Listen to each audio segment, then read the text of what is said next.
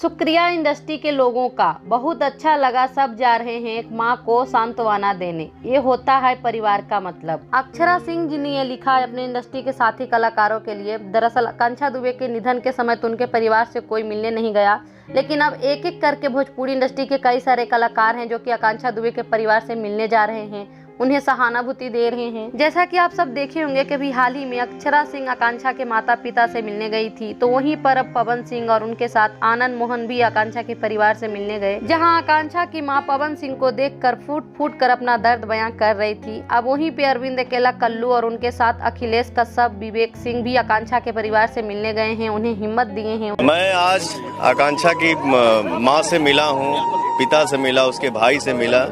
और बातचीत हुआ, क्या बातचीत क्या होगा बाबू, ये समय है बात करने वाला। मैं तो बस यही बोला हूँ कि मैं इस परिवार के साथ हूँ, ये नहीं कि आज हम पुछारो करे आइल बने। यही सब देखकर अभिनेत्री अक्षरा सिंह ने अपनी इंडस्ट्री के लोगों के लिए शुक्रिया शब्द लिखा और कहा कि यही होता है परिवार, कि हम एक दूसरे के दुख सुख में साथ खड़े रहें। तो दोस्तों आज के लिए बस इतना ही। Thank you for watching, bye bye, take care.